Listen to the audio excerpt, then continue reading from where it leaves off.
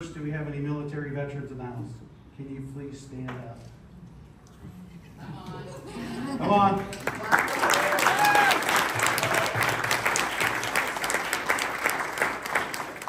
So there's always another piece of the puzzle, right? We've got people that are in the military, but there's also the friends and family of military. Does anybody have any grandfathers or brothers or sisters or children that have been in the military that you have supported? Please stand up. Making you work for it, Brandon.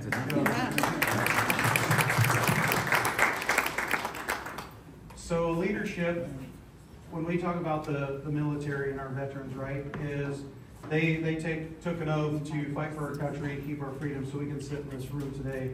And I always, when I'm at work, right, it's all about perception. And the one thing I always tell my team, they probably get tired of it, is at least I'm not a 19-year-old kid that has sand in my ass crack and I'm fighting a war.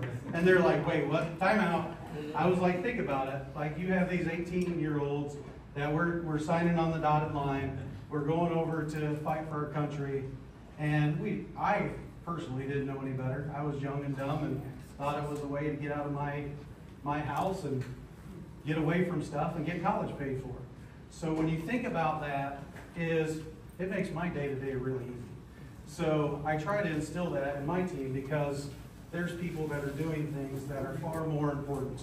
And every time we have something, as I work in the electricity industry, and yes, people could die, but people aren't trying to kill us, right? So we have to follow the process and procedures to make sure everybody's good, but day to day, we're not out fighting for our freedom and doing those things. So please give a round of applause one more time for our veterans.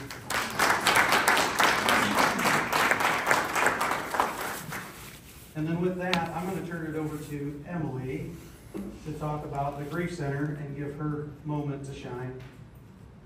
Well, good morning, everyone. Happy November. Glad to have you here this morning. Each month, we just want to take a moment to highlight who we are and what we do. And today, I want to share briefly what hospice care really is. I think there's a lot of doom and gloom, typically when you hear that dreaded H word, the hospice team. But I hope to remove that stigma for you today because it truly is a beautiful service, and I have had a loved one on service with Stillwater, and so I feel like I can say that. So hospice is defined as someone who has a life-limiting illness, they're no longer seeking curative treatment, and it is projected that they would have 6 months or less to live if their disease followed the standard prognosis. Now, what we know is there's only one person who knows when that final day is for us, right? And so when hospice providers step in, we are here to care for the patient, provide symptom and pain management to ensure that that individual can have the best quality of life for the quantity that is remaining. So, can someone be on hospice care longer than 6 months? Yes, it happens all the time. Look at President Jimmy Carter, right? He's over a year being on hospice care. At the end of a 6-month period, a person can be recertified, assuming that they're still following that trajectory. But hospice care is a benefit that is provided through Medicare, Medicaid, and most insurances. I think the most important thing for folks to understand is that hospice isn't just about the patient. We are also here to support the family. The interdisciplinary team comes in to support the patient and family. So you've got a hospice physician, you've got an RN that is supportive of you, but also you've got home health aides that can assist with bathing and nail trimming and just a lot of those types of care needs. But we also have spiritual care counselors who can come in and have those conversations. We have a massage therapist and a music therapist on staff, which can do wonders for patients. We have volunteers that will go out. We've got folks who go out to our nursing home communities and things, and they just sit with our patients and they talk with them and just love on them, right? Hospice care is typically provided in the space that the patient calls home. So whether that's the home they've lived in their whole married life of 50 plus years, or maybe they're even living in a nursing home community, we go in and support that patient in addition to what their team at the nursing home is already doing. But we have social workers on hand that will help guide the family for all of their needs. We make sure that they have all of the durable medical equipment like a hospital bed and things of that nature in the home, just to make things as easy as possible. And so that's just a brief little overview of who we are and what we do, but I'm always here and happy to answer questions if you have specific questions about hospice. So thank you. Let's give a round of applause. So Stillwater has been a strong supporter of First Friday since its inception. We've had people come, and then also they allow us to be in this facility and take advantage of all these great things and give us the opportunity to network. So we really appreciate their partnership. So without further ado, this dude's got a pretty cool background and resume, and I'm going to let him get into that.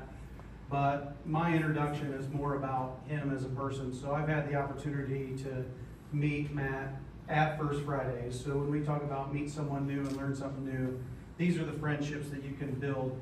Is Matt and I met at First Friday. We kept passing each other. I kept following him on LinkedIn, and there was just this passion that I seen from him to work with young men and that victim mindset and just getting people over the hump. And then he started doing a podcast, and so I started watching the snippets of it, and I was like, man, this guy's going to do great things. And in that, we just kept talking, and we started building a friendship. And in that friendship, I found that Matt has a pure heart for anybody and everybody that he works with. But there's one thing that's interesting that I haven't seen with a lot of people, is every time I try to talk to him about things he's going through or any grief or challenges, I always end up, he's listening to me. And somehow he gets me to talk and him shut up and listen. And I'm like, wait a minute. I was talking about you. And he's like, yeah, and then he'll say a couple words and he'll be vulnerable, but then I end up talking about myself. I'm like, man, this guy is really good about listening and caring for the people that he interacts with. So I am really excited about today's presentation, so I'm going to turn it over to Matt and give you his words of wisdom.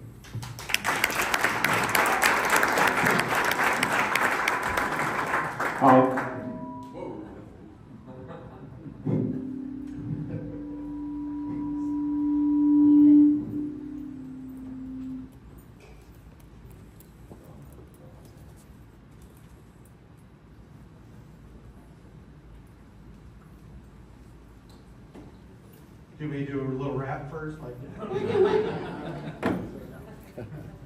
please. Yeah. Go ahead and turn that one off. Hello? Hello? Well, thank you for the introduction, Jared. I really appreciate that. That really is a great way to start the day. But I just want to thank everyone for coming here. This has been a full circle moment for me because I came here in Fort Wayne about 2 years ago, and this was the first time that I actually started connecting with people, was coming to a First Fridays event where I met a lot of people and continued to meet a lot of great people. So it's an honor to be up here standing and being able to share my story with you all. And so since we're in November, I thought Veterans Day is right around the corner. I'd want to share some of my leadership stories that I've learned from being in the military. So everyone learns about leadership at different points in their life. Sometimes it's school, community, your parents, job. For me, I learned about leadership at my first job.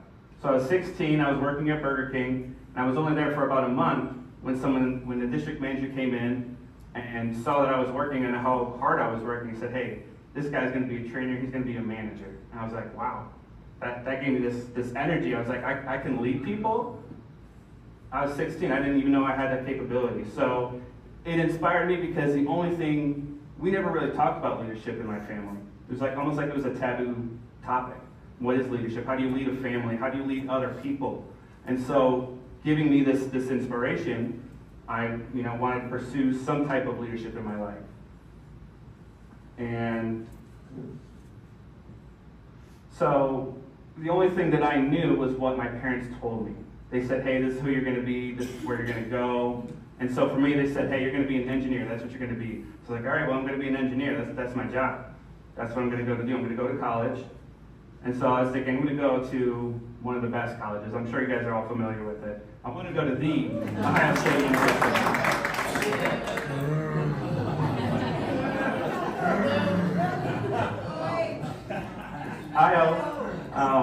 Anyway, so that's where my mindset was at. I was like, okay, I'm going to go to college, I'm going to go be an engineer, I'm going to try to go to Ohio State. But unfortunately, I grew up pretty poor, so my older brother had to pay for me to take my ACT. So he paid for it, we got the times wrong, showed up late, they wouldn't let me take my ACT. So now I'm like, all right, well, there's one thing I was supposed to do, what am I supposed to do now? So about a week after that, somebody approached me at lunch. I was wearing this Marines backpack. He's like, hey, did you ever consider joining the Marines? No, I just got this bag for free in the mail. I just don't want to carry my books around everywhere.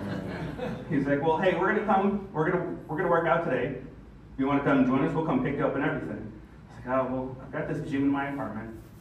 Don't know how to use any of the equipment, so sure, why not? So I went home just like I did every day, ate some food, they came pick me up.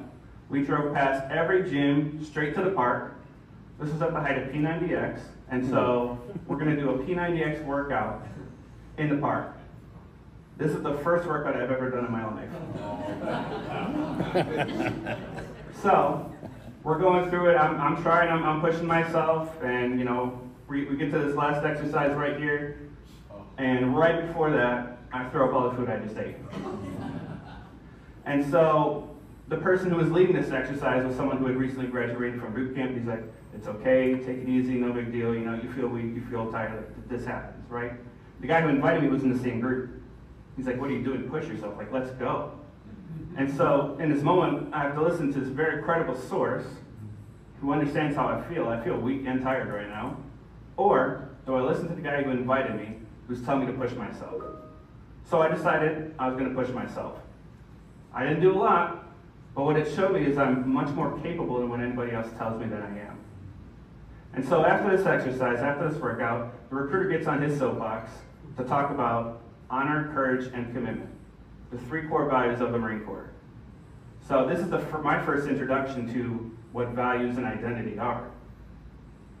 We didn't have any of that growing up, so the only thing I knew was, hey, family first, be respectful, that was it. So I was like, you know what? This is who I want to be.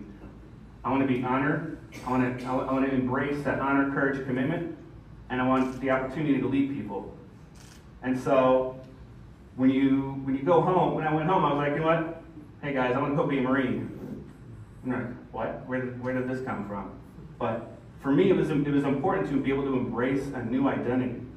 And so after I made this decision, what's the thing that we all do when we're stuck in this umbrella? We want to get out from the umbrella. We do one of the most extreme things, right? So we join the Marines, and they send me to the farthest place that they could send me to. They sent me to Japan. That was my first duty station.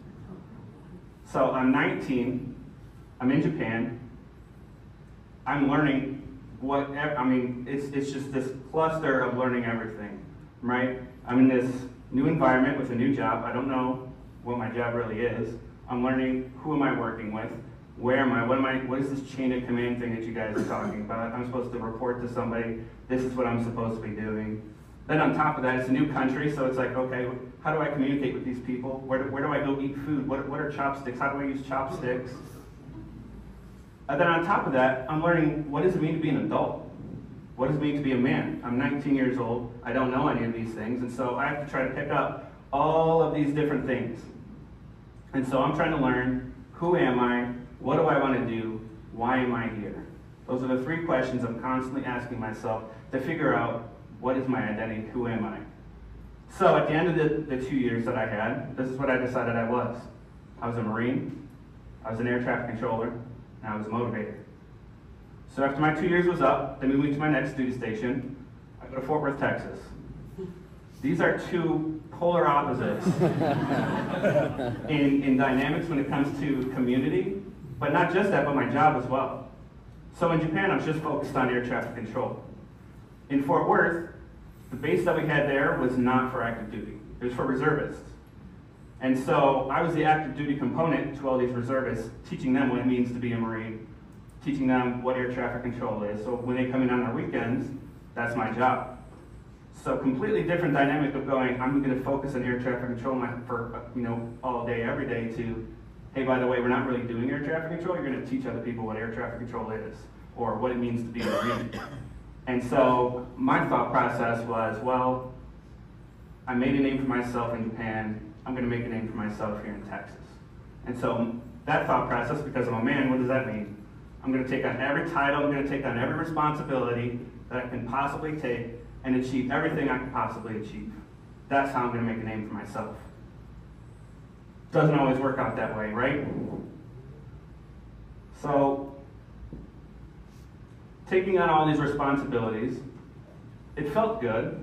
I got to be that guy, that go-to guy, known as that guy who takes on every task. Hey, this task needs to get done. This is the guy. This is the guy who knows how to do it. Let's go to him.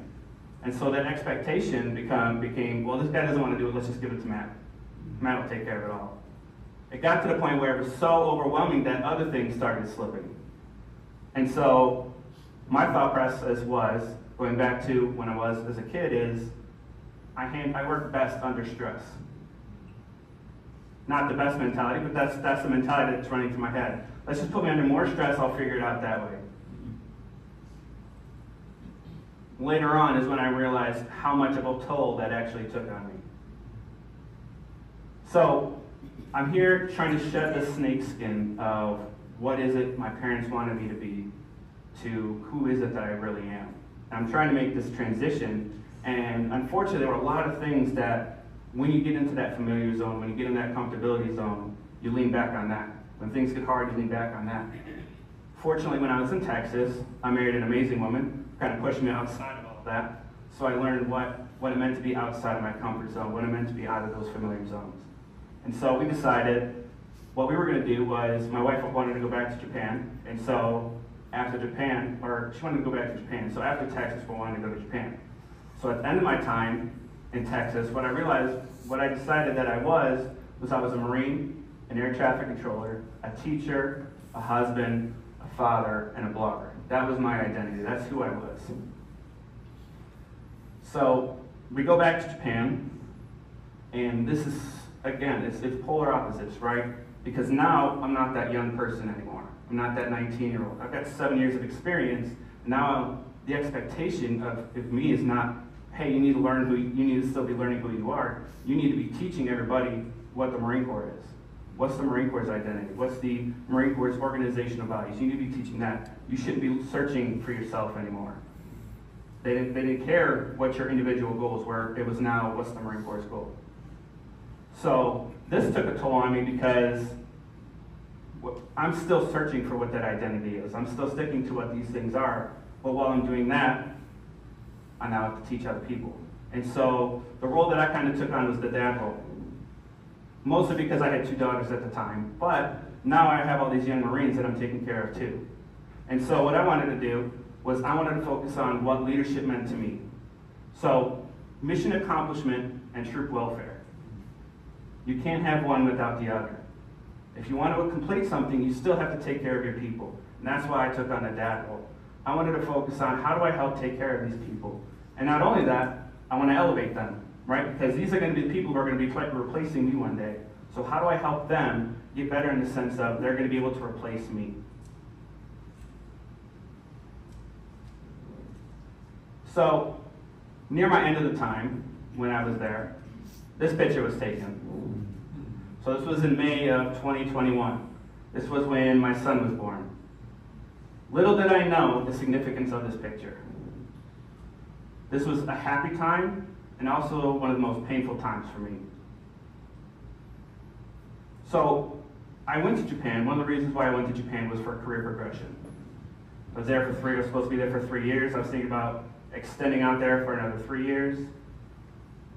And at this time, the command gave me promises for my career progression. Once I came back for paternity leave, I was going to continue with my career progression. But while I was on leave, my boss decided to text me, not call me or not talk to me in person. He decided to text me and said, "Hey, by the way, we're not going to do that anymore. We're not going to continue your career progression. You need to do all these things first." I was like, well, that's going to delay my career progression for at least 8 months. I've already been here for 2.5 years. And so I had to make the hardest decision for me and my family was getting out. If you remember what I said was, the first 2 duty stations, what was I first? I was a Marine. And now, here I am, about to strip that title from myself. And not only that, now I have to tell my wife this decision too, who's on paternity leave. She just had a baby a couple weeks ago. She's going through all the hormones, and hey, by the way, hon, I know this is a big life decision, but we have to do it. Oh, and by the way, my contract's up in 5 months. So all of this is happening so quickly. So after I tell her, my first decision after all this is I'm gonna go take a shower. Sounds a little weird, right? Maybe I'm just doing some self-care. It was actually to hide the pain. I didn't want my wife to see how much pain I was in, that I'm about to lose this identity, this part of myself. Because as men, we're supposed to be strong, we're supposed to lead our families, we're supposed to be the pillar. I didn't want her to see the cracks in my foundation. And so I went into the shower to let go, just let that pain out. After I recovered a little bit, I'm like, all right, we need to make a plan of action. We decided, since I'm leaving the military in Japan, we have to go back to the US, right? I have no house, I have no car, and because of short notice, I have no job opportunities. So we decided it was going to be best for my wife and kids to stay with her family in the Philippines. So a couple months later, that's what we're doing. That's what we're doing. And so we're at the airport. This is in 2021, so COVID's still a thing. She's at the ticket counter doing all her paperwork. My kids are there. My job is hold it together, right? Kids can see through that. They know how to get to your heart. And so while I'm sitting there, I'm holding it together. Somehow my four-year-old makes the connection. Hey, Dad, are you coming with us? And I was like, oh, just hold it together. I was like, no, hon, I gotta stay here. I got stuff to take care of. And she has the most expressive face when you look at her. Oh, Dad, I'm gonna miss you. It just gives me this hug. I had to let it out. I had to let a little bit out at that point. I'm still trying to hold it together, make sure my family gets on the plane that they're taken care of. I go home. I'm like, all right, I need to focus on something. I need to get my attention off of this pain, right? Instead of dealing with the pain, I need to divert it. So I'm going to start cleaning up the house. Movers are going to be here in a couple days. So I go into the fridge. I'm like, all right, I'm going to start here. I open up the fridge, start a little bit, but then I see the pizza ingredients of the pizza we were going to make before they left. I was like, oh, I can't do this. I shut the fridge. I go to the living room. I'm like, all right, I'm going to focus on this room instead. Sitting on the floor in the middle of the living room was my son's PJs. Before we went to the airport, I changed him, forgot to pack the PJs. I don't know what got over me, but I went over and I picked it up and I smelled the PJs. Smelled just like him, that new baby smell. I lost it. I just laid on the couch, let all that pain out, because I felt like I was losing myself. I felt like I was losing what those titles were, right? I lost what it was to be a Marine. I felt like I was temporarily losing being a husband and being a father, the 3 most important things to me up to that point. So I had to decide, how do I recover from this? And so once I got out of the military, I got this temporary job, waiting for my permanent job to happen. And instead of dealing with it, I kept brushing everything underneath the rug. Just going to keep sweeping everything under the rug. I felt I just needed to prove to myself and prove to my wife that this was the right decision. Getting out of the military was the best decision for us. And so I just kept working, kept trying to find ways to prove myself instead of handling that. Because what I really couldn't handle was the guilt. The guilt that I made that decision, the shame that I'm not there taking care of my family. And on top of that, the loneliness and the loss of my identity. I'm now alone. I'm in this secluded area. I don't have my family. I don't have any friends. I'm just alone.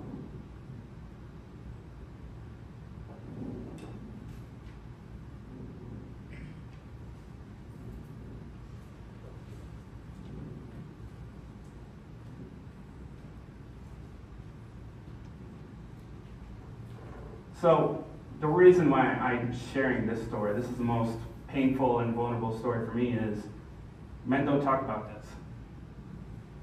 Men don't talk about their vulnerability. They don't talk about their emotions. They don't talk about their pain. And that's something that we have to change, right? We have to find that balance of, okay, yes, I'm strong, but I'm also can be vulnerable and strong, because vulnerability is a strength. It's not a weakness. At the same time, as a society, that's something we have to do as well. How do we let men talk? Because this is one of the most difficult times in a veteran's life, is transitioning from this is who I am, this is all I know, to none of that matters anymore and I'm over here doing this. So that's why I want to share this story with you. So I shared the story of, at the beginning I lacked an identity, then I found my identity, then I lost my identity. But the reason why I lost my identity is because I never truly found my identity. I was just in that season of, who am I? What do I do? Why am I here? So how do we find our identity? How do we find those values? So all those identities that I put up there were all titles. Everything that I said was a title. It wasn't a value. Identity and values are two different things. And so our identity is not based on titles, but rather the values we embody.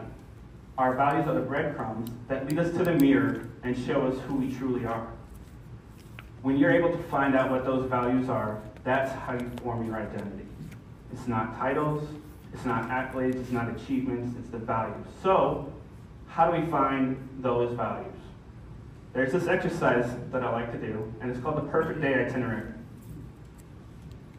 So this perfect day itinerary, I want you to think about a time, and it's not too far in the future, anytime between 2 to 5 years. And I want you to imagine, what does a perfect day look like for you? If money wasn't an issue, if there were no issues, nothing preventing you from doing what you want to do and living the life you want to live, what would that look like? And put that in an hourly format. So you pull out a calendar, 6 a.m., 10 a.m., put everything on there that you would see. What time do you wake up? What do you do when you wake up? Do you have a morning routine? What activities are you doing? What job? Do you have a job? If you do, what is that job? Do you spend your time with your family? Do you spend that time with friends? Do you go out late at night? Do you go on an adventure? After you do that, look over each one and ask yourself why. Why do I wake up at 6 a.m.? Is it because I don't want to deal with the morning rush hour? I want to go to the gym early in the morning, take care of myself before I take care of other people? I pour my cup before other people? Do you want this job because it gives you a little bit of flexibility? When you figure out what these things are and what it is that you want to do, that's where you're going to find your values.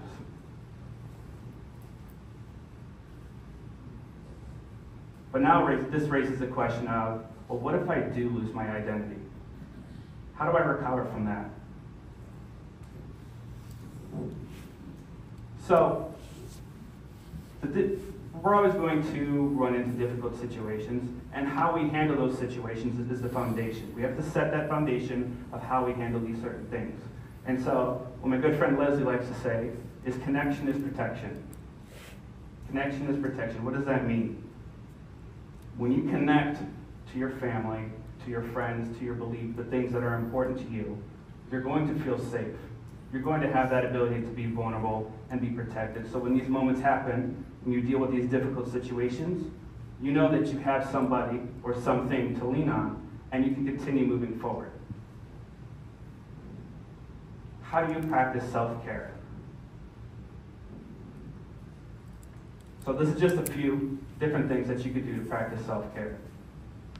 I've learned there's probably about 10 different ways that you can meditate. It's not just guided meditation, it's not just sitting there in silence. There are so many different ways that you can meditate. If you incorporate that into your life and actually start to take care of yourself, you'll feel the difference. There's not just one way to do things. The same thing with journaling.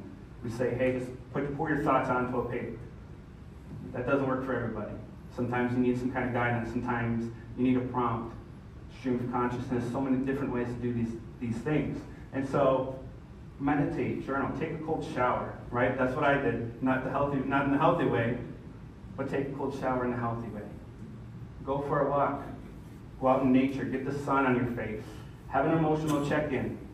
Maybe that's by yourself. Maybe that's in your journal. Maybe that's with somebody else. Ask yourself how you're feeling. What I've learned recently is men have a difficult time labeling those emotions. They don't know what the feeling is. Maybe it's just anger, apathy, happiness, sadness, and that's as far as it goes. But when we're doing an emotional check-in, you need to go deeper than that. Why do I feel this way? Maybe there's something else, and there's actually a combination of emotions here, and I need to work through that. Practice gratitude. When you start your day and your day being grateful for something, you'll start seeing other things to be grateful for. It spreads throughout your day and to other people. Other people see that you're grateful, and they want to embody that too. And then volunteer. This is the city of nonprofits. There's so many different nonprofits here. You can volunteer at any one of them. And that's going to make a difference because now you're involved with the community. And you're not just doing something for yourself, but you're doing something for somebody else as well. Go back and find your purpose, right? When you have this perfect day itinerary, just don't just do it once, then throw it away, right? Go back to it. Maybe something has changed since then. Why did that change? Ask yourself that. Reevaluate, what does that look like? What does your life look like in the future? So, if I left you with anything, this is how I want to conclude it. Everybody is struggling. Everybody. Men, women, whoever. Check in with somebody. Talk to somebody. Be somebody's safe space. Be somebody's area of support. And be that for them. Find somebody and be that for them as well. Be kind to one another because you have no idea what everyone else is going through. And ask for help when you need it, men. Ask for help when you need it. Figure out what that means. What does that look like? You have to say the words, I need help. This is what I need help with. One thing I've learned, you may say, hey, I need help. Then when somebody asks you, well, what do you need help with? And you're silent. You need to figure out how do you verbalize that? How do you say, this is how I need help? This is what I need help in. And that's all that I have for today. Thank you.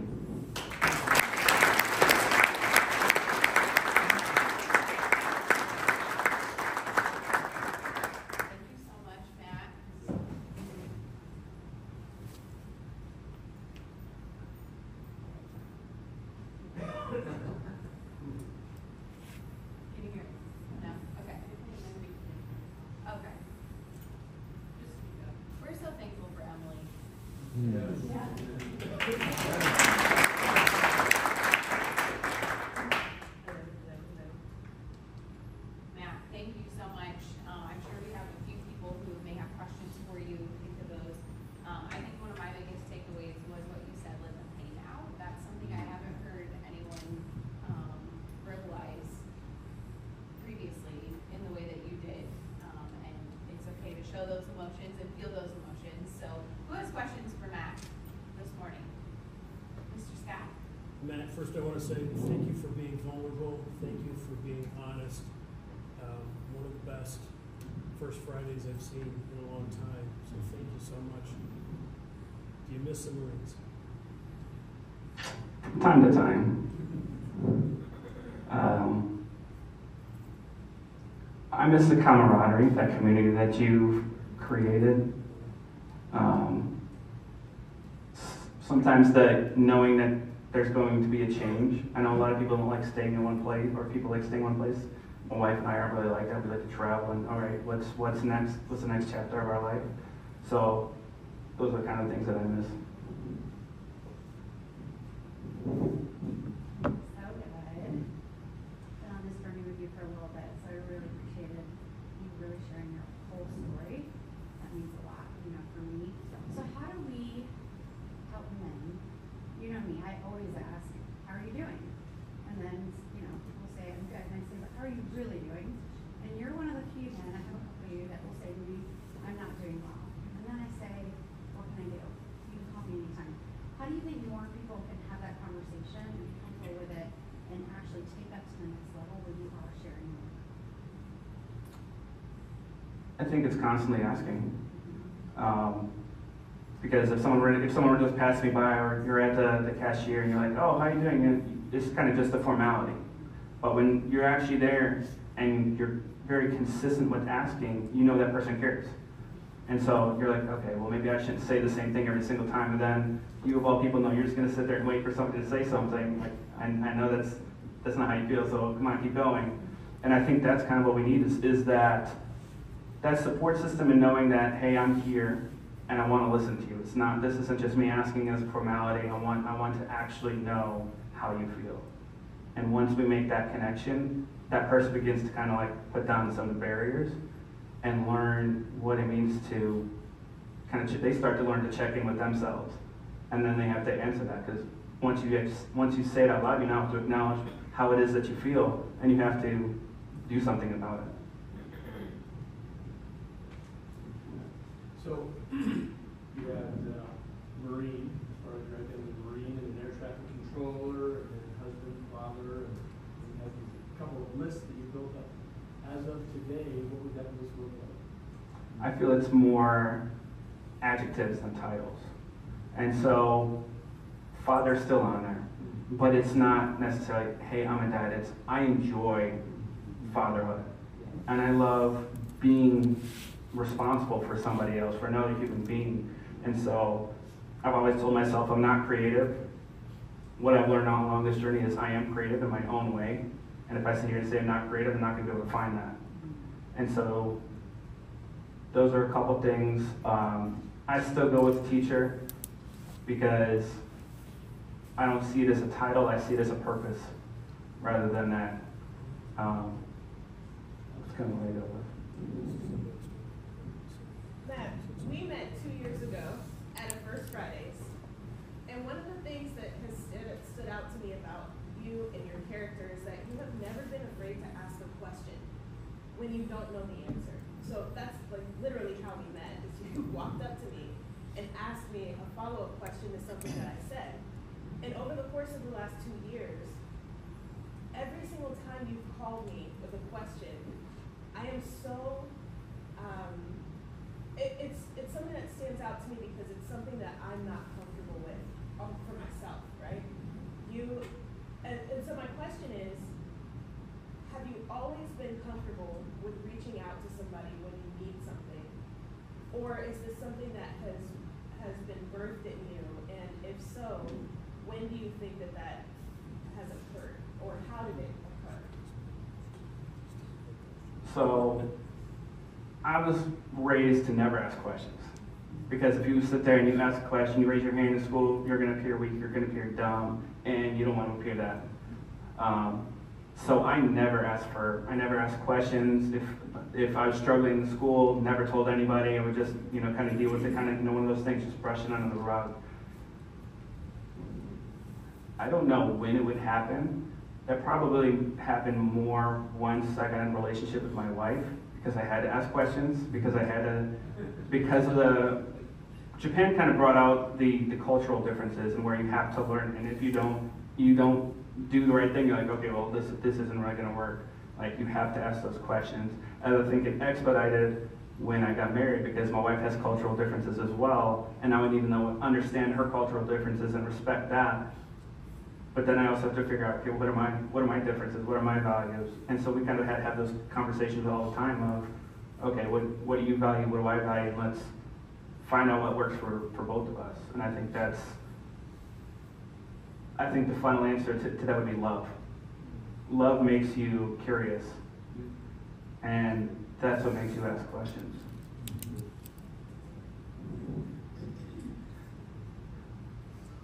Anybody else have questions this morning? So I really appreciate the fact that, first of all, thank you for your service, and I appreciate your being vulnerable with us today. I love hearing the perspective that interpersonal communication that is so important to you. And you identify originally as a Marine. My understanding is that once you're a Marine, you're always a Marine. Do you still identify as a Marine? And secondly, and most importantly, do you still identify as a Buckeye?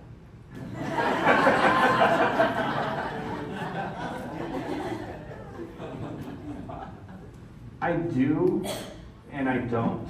It's kind of one of those things that I've kind of been struggling with, to be honest, because I don't do the same things. And so some of the things that the Marines represent, yes, I have a lot of those traits, but I don't necessarily have all of them. And so I still have problems with the Marines and how they do things, especially in the field of men's mental health. We obviously don't do a good job with that. So it's like this friction that I have, but I do identify as a Marine. And I'll always identify as a Buckeye, so. Big weekend for the Buckeyes. Jared had mentioned you do a podcast and you do some mentoring too. Yes, so I have my own podcast. I started it almost a year to date now. It's called Choose to Live, Love, and Grow. It's about being the best version of yourself through mind, body, heart, and spirit. A lot of my focus has been about mindset and men's mental health.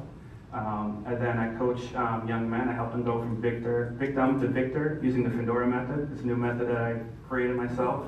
So we focus on foundations, identity. We nurture mental and emotional health, discipline, ownership, resilience, and we take action every day. Where can they find your podcast?